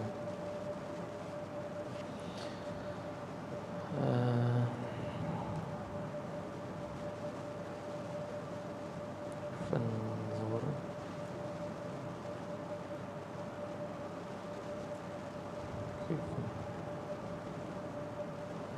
Kana akibat, ni mana ni boleh. Fanzur kaifa kana akibat. Ada jumpa? Sirul ardi thumma anzur kaifa kana akibat. Okay. Cuba tengok surah Al-An'am ayat ke-11. Surah Al-An'am dia banyak lagi pattern-pattern yang macam ni. Tapi cuba ambil yang ni pun boleh lah. Dia boleh tak ada. Surah Al-An'am ayat yang ke-11.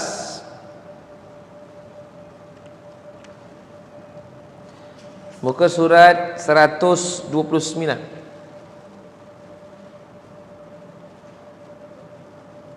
Bolehlah ni. Dia ada macam-macam nanti ibu-ibu kalau berjalan kat atas ataupun kata baca Quran, jumpa perkataan-perkataan macam ni, berhenti tengok apa yang Allah nak bagi tahu. Dah saya dapat satu ni, okey dah ni.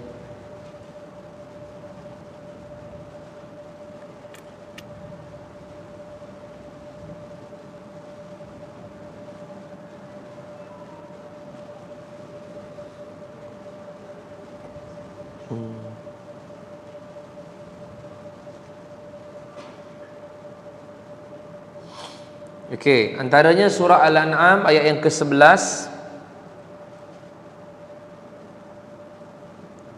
Ada dia bagi.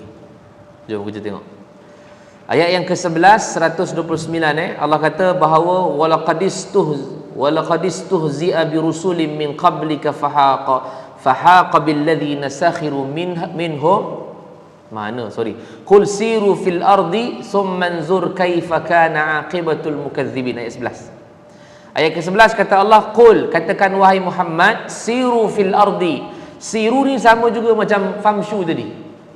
Siru berjalan, famshu berjalan juga. Siru ni lebih banyak untuk kita nak katakan sebagai berjalan. Siru. Biasa orang ada sebut pada kita kan, siru ala barakatillah. Biasa orang sebut itu. Siru ala barakatillah. Berjalanlah di atas rahmat berkat Allah. Semoga Allah berkat engkau lah contohnya. Jadi ayat ni Allah katakan qul siru fil ardi, sama juga. Katakan wahai Muhammad, suruh mereka berjalan di atas muka bumi. Tadi surah Al-Mulk Allah suruh kita berjalan untuk apa? Famshu fi manaqibiha wa kulu min rizqih. Jalan atas muka bumi untuk makan. Yang ini Allah kata qul siru fil ardi, kemudian Allah kata berjalan atas muka bumi untuk apa? Summanzur kaifa kana aqibatul mukazzibin, supaya mereka ini boleh tengok macam mana Allah memusnahkan ataupun Allah menyudahkan bagi orang-orang yang mendustakan agama Allah. Orang yang kufurlah pada Allah. Tengok, satu Allah suruh jalan. Kan? Ni juga ayat yang kita katakan boleh travelling, jalan, travel, jalan. Tengok macam mana Madain Saleh, tengok macam mana negara-negara Sadum, Laut Mati, tengok negara-negara. Tapi yang ini kata Nabi SAW, kalau pergi ke tempat-tempat yang macam ni, jangan lama, ringkaskan perjalanan. Itu bukan tak boleh pergi, bukan haram, boleh tengoklah sebab Allah suruh kita tengok, tapi jangan lama. Mesir kan, Firaun dan semua, jangan lama. Tengok boleh tengok tapi jangan lama. Sebab apa? Sebab bila melihat orang-orang yang aqibatul mukazzibin, orang-orang yang mendustakan agama Allah, orang-orang yang kufur pada Allah, kita akan dapat iman. Macam ni Allah azab dia, macam tu. Macam ni Allah berikan seksaan pada dia walaupun di atas muka bumi, macam tu. So kita dapat pengajaran daripada apa yang Allah Subhanahu wa taala musnahkan. Kaum Ad, kaum Samud, peninggalan mereka kan di Madain Saleh dan seumpamanya itu, ada bangunan-bangunan dalam bukit. Tengok macam mana Allah musnahkan. Supaya apa? Dapat iman.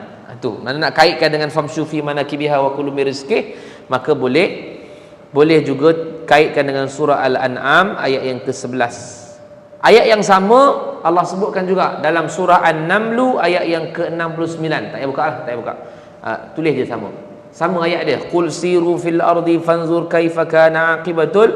Tapi yang ini mujrimin. Surah An-Naml bukan Al-Mukazzibin lagi dah. Surah An-Naml ialah Al-Mujrimin. Buka. Takutkan salah. Surah An-Naml ayat yang ke-69. Muka surat 329.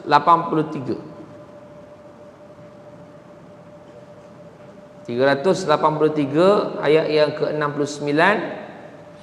Beza sikit je kat belakang tu.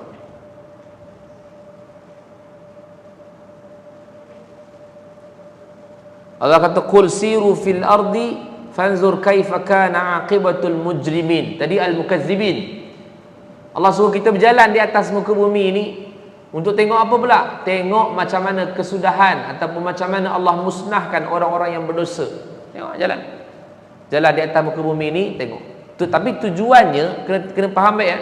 Travelling yang kita keluar daripada negara kita ni mesti dengan niat nak lihat kekuasaan Allah. Kalau niatnya lain tak dapatlah.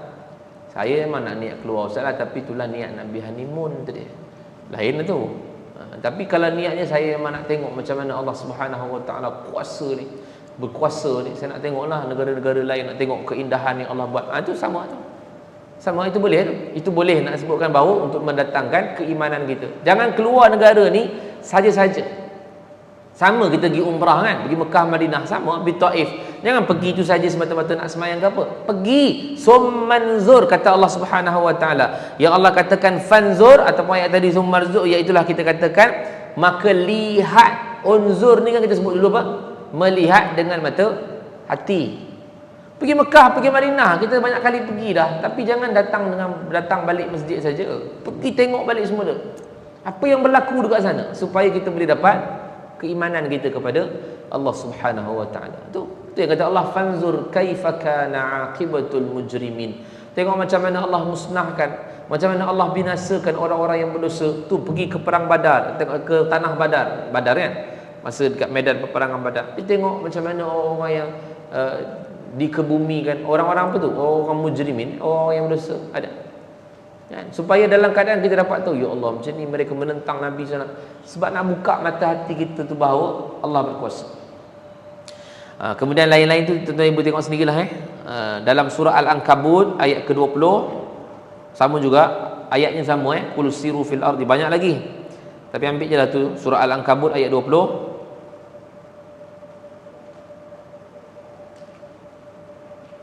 Ayat ke-20 ni Allah kata macam mana Allah mulakan penciptaan. Tapi ayat yang sama, qul siru fil ardi juga.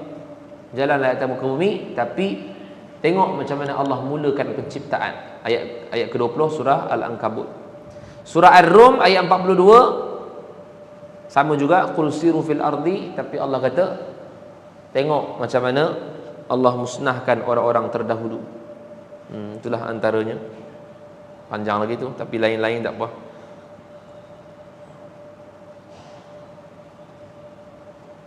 Kalau baca Quran nanti kalau jumpa ayat tu macam tu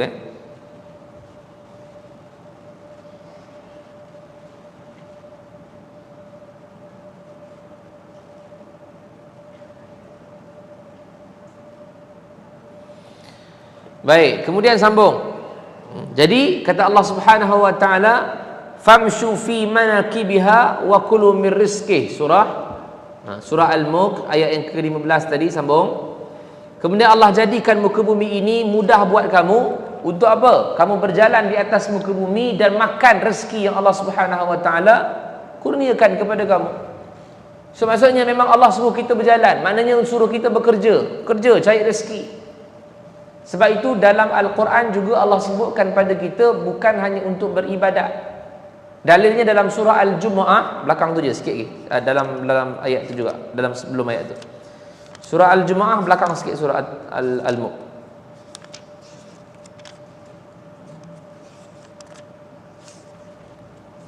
Surah Al-Jumu'ah ayat yang ke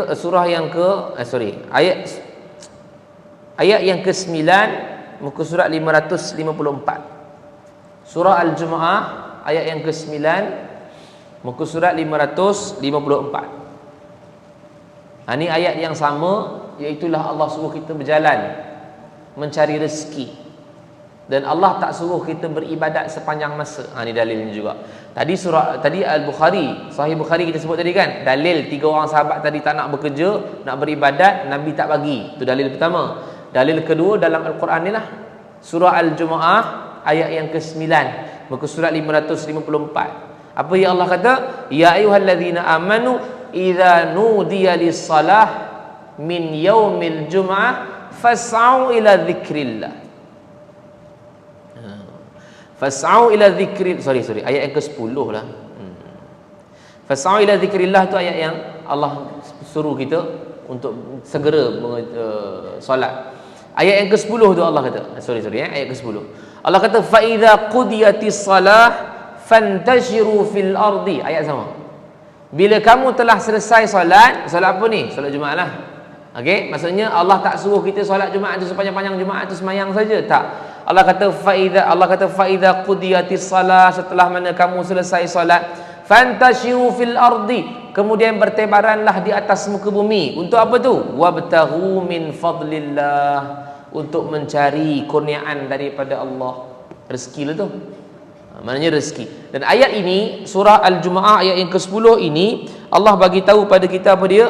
Iaitulah Allah Subhanahu wa taala menyuruh kita ini mencari rezeki, bukan untuk beribadat sepanjang masa 24 jam. Sebab kalau tidak, Allah akan suruh kita berlepas beribadat, maka ibadatlah lagi. Tak. Semayanglah lagi tak. Tapi Allah kata setelah kamu selesai solat, maka bertebaranlah kamu di atas muka bumi, cari rezeki Allah. Itu juga adalah ibadat. Sebab kita duk pandang ibadat ini adalah semayang saja. Tak. Ibadat juga boleh macam-macam. Sebab tu kita sebutkan tadi bahawa apa? Allah menyuruh kita untuk solat.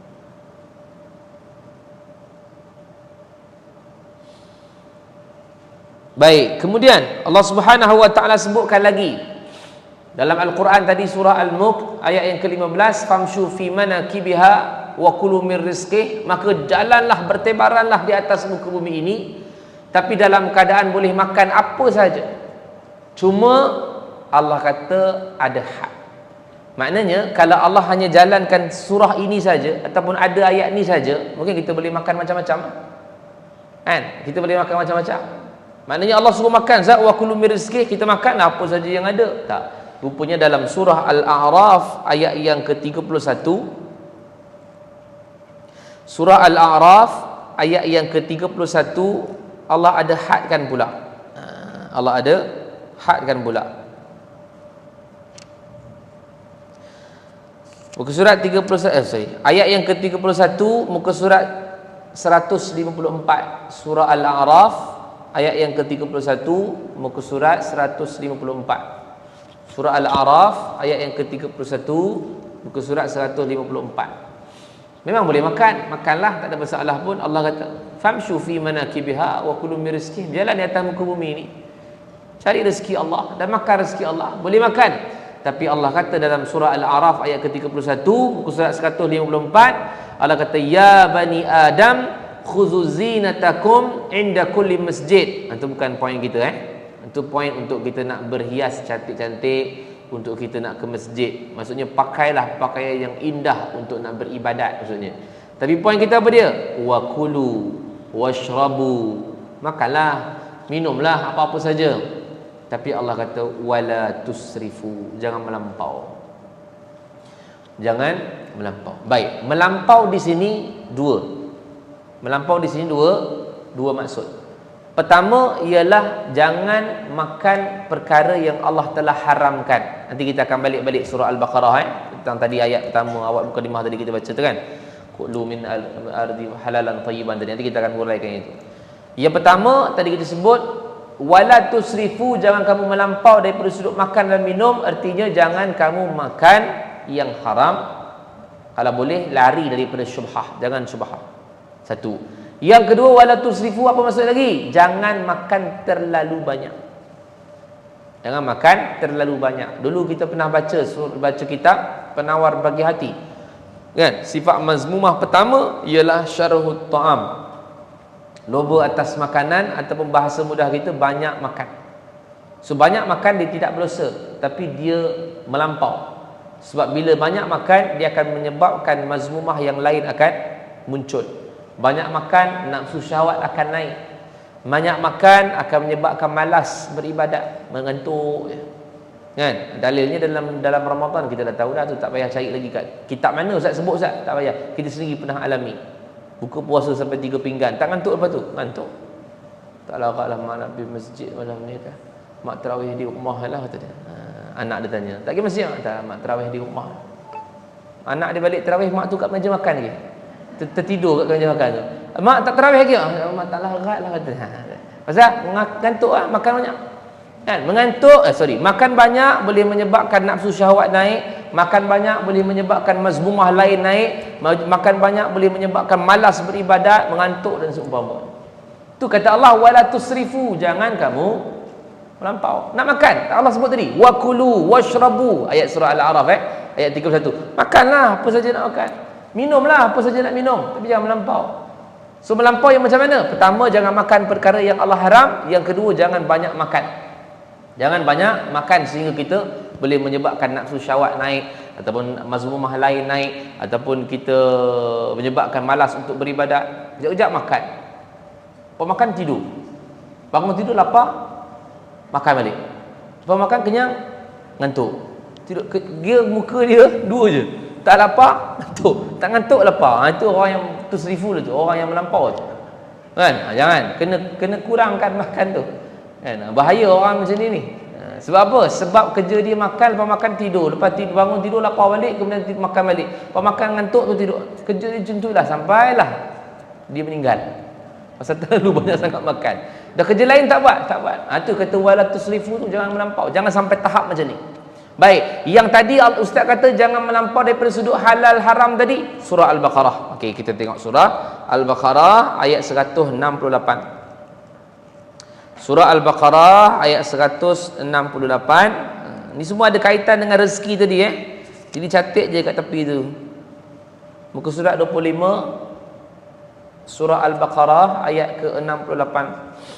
Ayat ke-168. Muka surat 25. Ni semua berkaitan dengan famshu fi manakibiha. Tu saya kata tadi, memang satu ayat ni je sempat ni. Bulan depan kita masuk laju sikit. Bulan depan kita cerita tentang cerita Qarun. Bulan depan Tadi memang niat nak masuk lah tadi cerita ayat seterusnya, tapi tak sempat. Bulan depan kita tengok cerita Qarun, kita tengok cerita macam mana kisah Nabi Lut dimusnahkan. Ayat tu kena lah. Ayat ke-16 ke-17 tu memang sangat kena.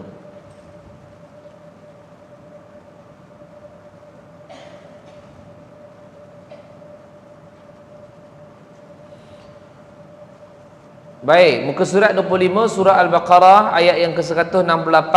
Kata Allah, ya ayuhan nas, wahai manusia, kulu, nampak Allah sebut lagi, makan.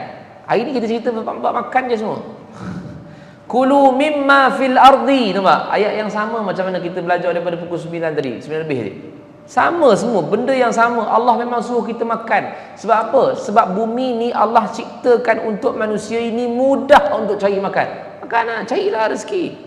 Lagi sekali Allah kata, kulu mimma fil ardi, carilah dan makanlah apa yang ada di atas muka bumi ni. Pasal apa? Kaitkan balik surah Al-Mulk yang kita baca awal tadi, iaitu Allah kata huwallazi ja'ala lakumul arda dhalulan. Sebab Allah jadikan bumi ni mudah untuk engkau. Makanlah apa yang nak makan.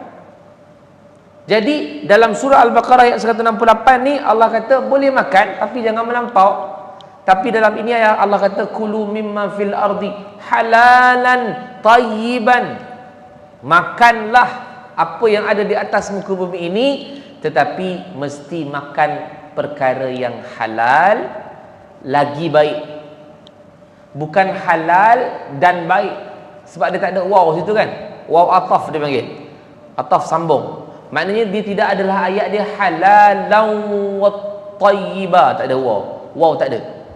Dia apa dia tinggal? Halalan tayyiba. Artinya dia mesti halal. Halal tu mesti baik. Bau perfect ayat ni kalau kita makan. Kita memang tak makan haram dah. Haram memang tak makan dah. Tapi Allah suruh kita makan yang halal. Halal Ustaz saya makan. Macam mana waktu halal? Memang saya makan nasi lah. Halal lah Ustaz. Okey halal. Tapi saya minum halal. Tapi baik tak? Baik Ustaz. Makan nasi takkan tak baik? Okey. Kan? Ada orang yang dia minum juga, makan juga, tapi bila tu tak baik untuk kesihatan. Dia dah penyakit darah tinggi, dia dah kencing manis, minum air kub 5 botol satu hari. Tapi halal Ustaz? Memanglah halal. Kan? Gula macam mana? Dia memang halal, tapi baik tak? Tak baik. Takut kita tak adalah katakan tak boleh, tapi takut termasuk dalam ayat wala tulqu bi aidikum ila tahlukah.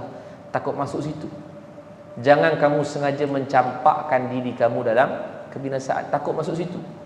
Pasal apa Ustaz? Pasal dia tahu dah benda tu tak baik untuk kesihatan, tapi dia makan betul-betul. Kalau setakat nak rasa okey. Tapi bila dia makan melampau, yang Allah kata tadi wala tusrifu. Kau nak minum air cook tadi, air gas tadi, tak ada masalah, minumlah. Air gas kan, air minum gulunya banyak. Nak sikit nak lepaskan dia punya ketagih tu kan. Minumlah sikit, jadi lepas. Ini punya lepaskan ketagih tu, la ilaha illallah. Macam 5 tahun tak makan, tak minum. Jangan, sebab takut berlakunya. Ada orang dia meninggal lepas makan durian kan. Jangan pula tak makan durian apa ni? Dah. Boleh makan, tapi dia makan dua biji tu dia seorang. 2 buah durian tu dia seorang. Macam ni cerita betul Lepas dia makan 2 buah tu, jatuh sakit, kemudian meninggal. Betul, ni bukan cerita tipu. Dan saya kenal orang tu, rapat juga orang saya. Dia, orang kata dia macam hari tu, masa malam tu dia makan seolah-olah macam dia tak pernah makan. Tapi kita harap baik-baik sajalah kan. Cuma waktu tu dia makan punya dahsyat. Makan. Orang kalau kata nak makan setakat 2-3 ulas cukup lah. Nanti esok makan lagi. Hari tu 2 buah durian tu dia makan. Panggil buah ke biji? Biji. Buah. Dia kan buah tu. Dia buah ke biji?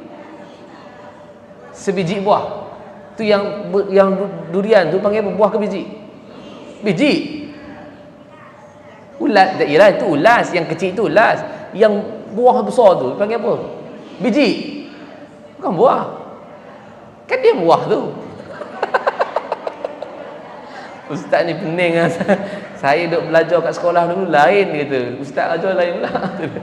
Oh buah, biji lah. 2 biji buah durian. Dah biji buah lagi.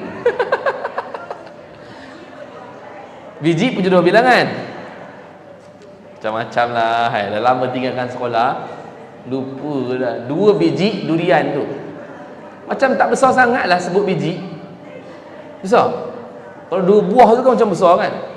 Salah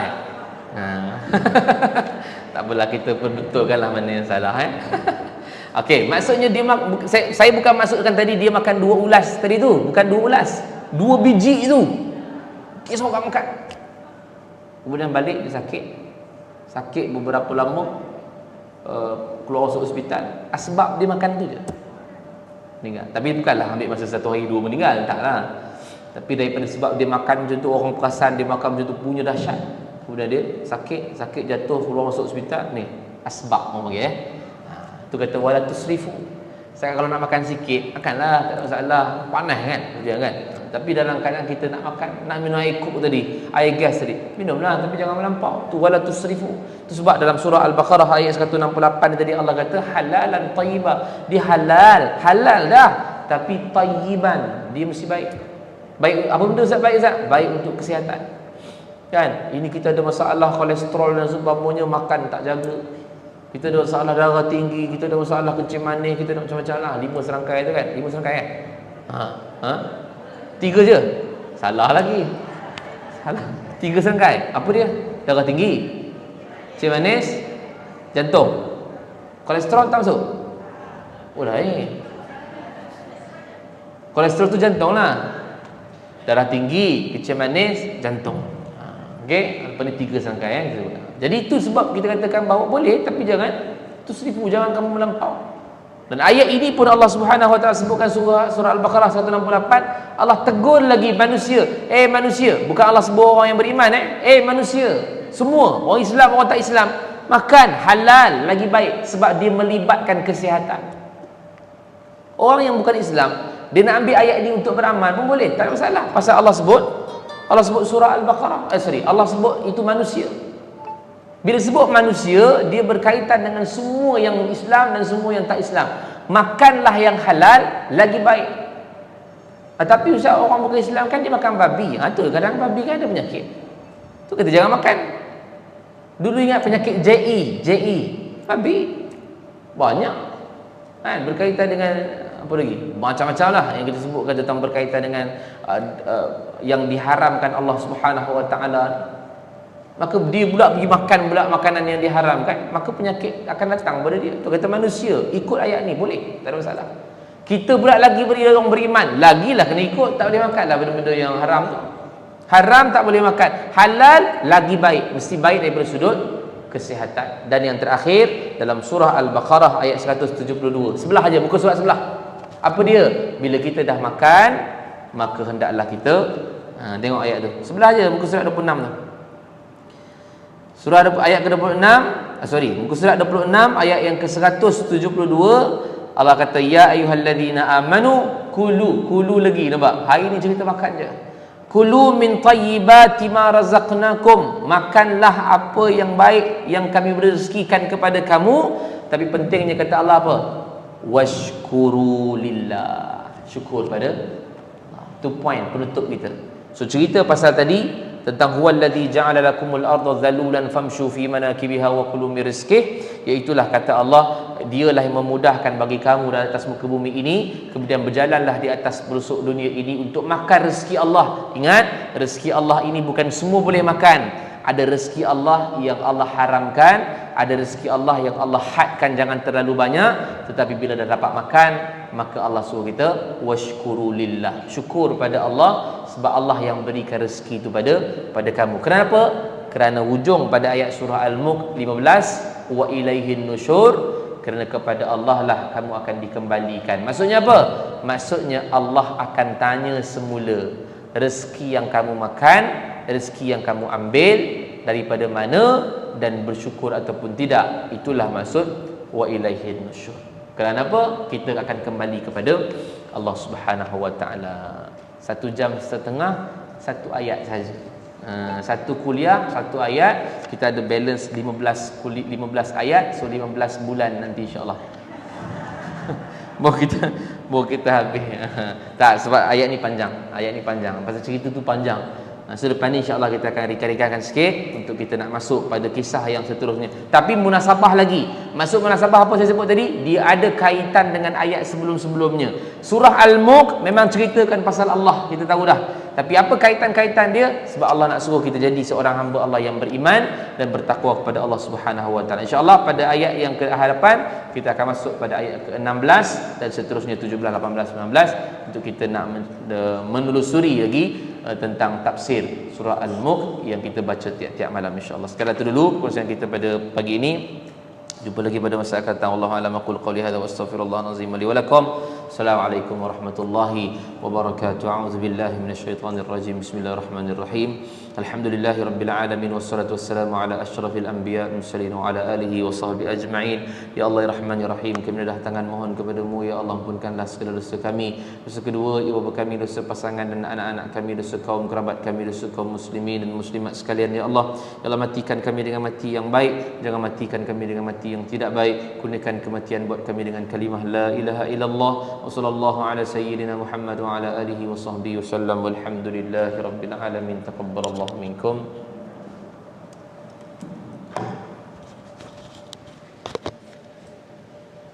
Terima kasih semua.